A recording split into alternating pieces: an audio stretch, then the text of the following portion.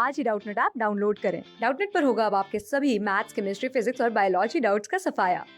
बस अपने क्वेश्चन की फोटो खींचो, उसे क्रॉप करो और तुरंत वीडियो सोल्यूशन पाओ।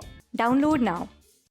हमसे पूछा गया कि फ्रॉग के केस में हार्ट बीट इनमें से कौन सा स्ट्रक्चर कंट्रोल करेगा, और हमें जो ऑप्शंस दिए हैं cerebellum, spinal cord, medulla, midbrain, ये सभी असल में ब्रेन का एक हिस्सा है।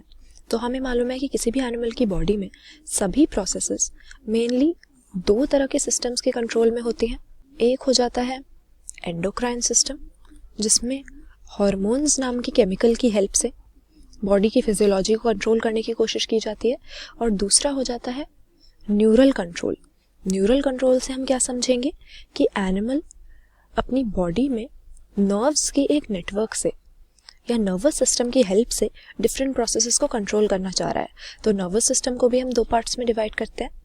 एक हो जाता है सेंट्रल नर्वस सिस्टम और दूसरा होता है पीएनएस या पेरिफेरल नर्वस सिस्टम, जिसको हम कहते हैं। तो हम देखते हैं कि सेंट्रल नर्वस सिस्टम में कौन से हिस्से हो जाएंगे। सबसे पहला हिस्सा होता है ब्रेन, और सेंट्रल नर्वस सिस्टम का दूसरा हिस्सा है स्पाइनल कॉर्ड।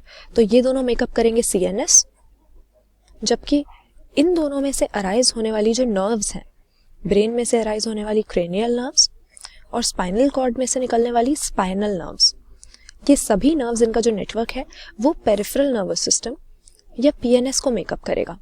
तो अगर अपने ऑप्शंस को हम देखें, पहला हमें दिया हुआ है सेरेबेलम। तो सेरेबेलम और मेडुला, ये दोनों ही स्ट्रक्चर्स जो हमें दिए हैं ये ब्रेन का हिस्सा है, और ब्रेन में भी मेनली तीन पार्ट्स होते हैं, ये हमें पता है। एक हो जाता है हमारा फोर ब्रेन, जो ब्रेन का सबसे प्रोमिनेंट, सबसे बड़ा हिस्सा होता है। फिर आता है मिड ब्रेन और फाइनली हाइंड ब्रेन। तो यहाँ पर जो हमें सेरेब्लम और मेडुला दिए हुए हैं ये दोनों ही हाइंड ब्रेन का हिस्सा है, जबकि स्पाइनल कॉर्ड हमने देख लिया कि सेंट्रल नर्वस सिस्टम का एक इंटीग्रल पार्ट है। तो यहाँ पर हार्ट बीट के कंट्रोल की अगर बात करें तो जो भी हमारी बॉडी में विसरल ऑर्गन्स होते हैं या जो भी इंटरनल ऑर्गन्स हैं बॉडी के, इनवॉलंटरी ऑर्गन्स जिनको हम कह सकते हैं, ये हमारे कंट्रोल में तो होते नहीं हैं, तो कॉन्शियसली हम इनको चलाते नहीं हैं।